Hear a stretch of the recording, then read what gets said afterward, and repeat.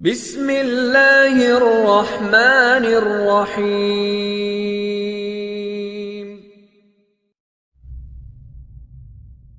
And the booty, the bounty, the war money of 100 camels had been placed on Abu Bakr and the Prophet ﷺ, dead or alive. And Suraqah ibn Malik says that he was sitting with his fellow tribesmen, and the news comes that they're searching for 3 riders. And one of my people came back from a hunting expedition, and he says, I saw 3 people in the distance. I'm sure this must be the 3 the Quraysh are looking for. Suraqah got greedy. So immediately he lied and he says, oh no, that's not those 3. That's the party of so-and-so. They told me they're going on an expedition in that region.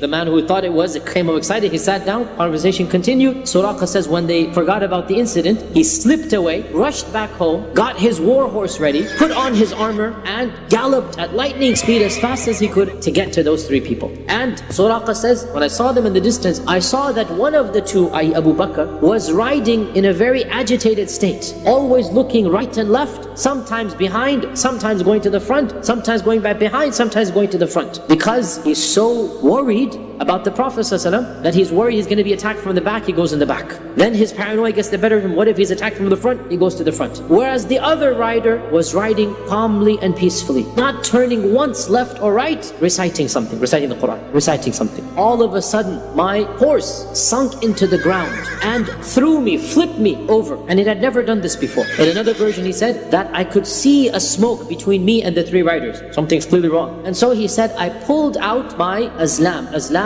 is their method of predicting the future. So he has those things with him. So he said, I threw out my azlam onto the sand to see which direction it's going to go, and the response that I got was, do not proceed. I ignored it and continued going. The second time I came closer, once again the exact same thing happened. Once again I was thrown across the horse, once again I took it out, once again it says, do not proceed. I ignored it and went for the 3rd time until finally they were within yelling distance. I could speak to them, and for the 3rd time my horse did it even more violently, and I knew that this was a force beyond me, beyond my power. And I knew that the affair of this man would spread, i.e. Islam would spread. So I called out to them that I am a safe person, I'm not going to harm you, give me permission to come close. From the one who's hunting, he becomes the one asking permission. So when he finally got permission to come forth, Suraqah ibn Malik says that I asked permission from the Prophet ﷺ to give me protection in writing. And the Prophet ﷺ allowed Abdullah ibn Arqad to write down on a scroll, write down on a parchment, aman for Suraqah ibn Malik, that you will be safe.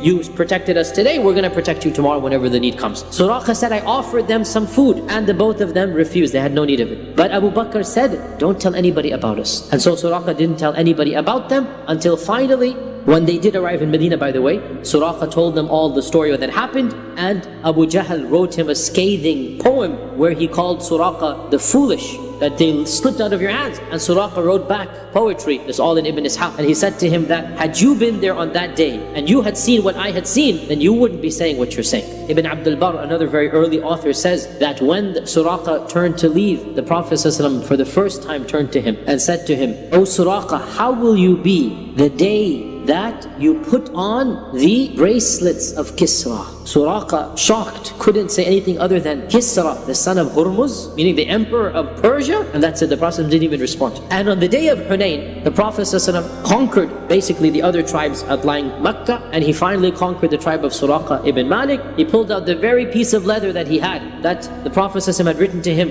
and the Prophet ﷺ recognized Suraqah, and he gave him the security, he gave him the aman, and Suraqah accepted Islam, and he migrated to Medina. He lived in Medina. The Prophet ﷺ passed away. Within 6-7 years of his death, the mighty nation of the Sassanid Persians collapsed, and as is typical, all of the jewelry, all of the treasures of the palace are gathered and sent to Umar ibn al-Khattab, and the masjid of the Prophet ﷺ is full of treasures and gold. He says, where is Suraqah? Call Suraqah for me. And so Suraqah is called, and Umar puts him on his own chair, and Umar finds in that gold the bracelets of Kisra, because everybody knows the promise. He finds the 2 bracelets of Kisra, he puts them on the hand of Suraqah ibn Malik, and the entire congregation starts saying, Allahu Akbar, Allahu Akbar. This is the fulfillment of what the Prophet ﷺ said. And in fact, the version Ibn 𝗵𝘆𝗆 says, they took Suraqah around Medina Umar ibn al-Khattab said, Alhamdulillah, who has taken these bracelets away from Kisra, the son of Hurmuz, and given them to Suraqa, a Bedouin from the tribe of the Banu 𝗔𝗟𝗟𝗔𝗛𝗆. Alhamdulillah, who has taken them from this mighty man and given them to this Muslim, as what the Prophet ﷺ predicted so many years ago. The story of the Hijrah has a number of small stories, and one of the significant ones is the story of Ma'bad. And this was, by the way, outside of Medina by an hour-and-a-half drive in our time. It's still, in our time, this place is still called the same as it was called then, and it's called Qadid. And that's where this incident took place. Ma'bad narrates the story herself, and she says that she is an elderly lady, and she is a complete Bedouin. She is living in the desert in a tent, wandering from place to place, finding food and water. So her husband had left to find some food, and she's in her sheepskin or goat tent, and she hears the rustling outside of some travelers who ask permission to come in. She asked them to come in, and it turns out it's Abu Bakr and the Prophet ﷺ, but she doesn't recognize them because she doesn't know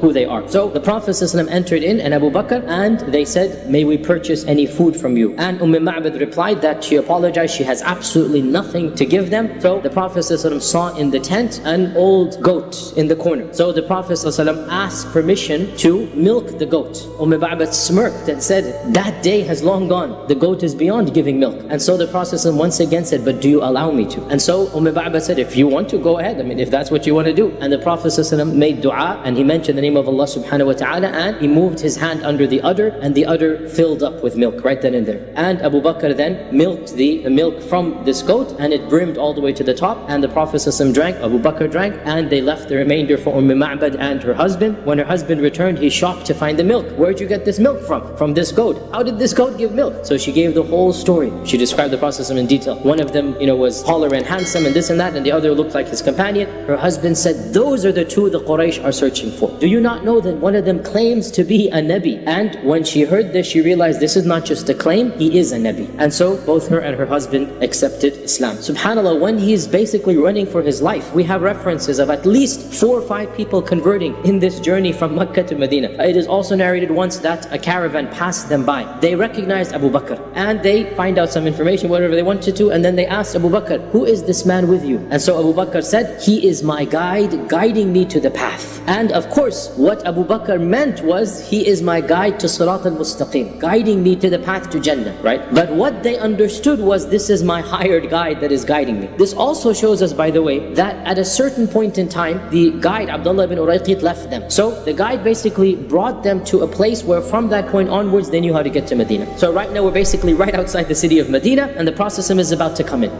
أحب الوفاء بشتى الصور أحب الوفي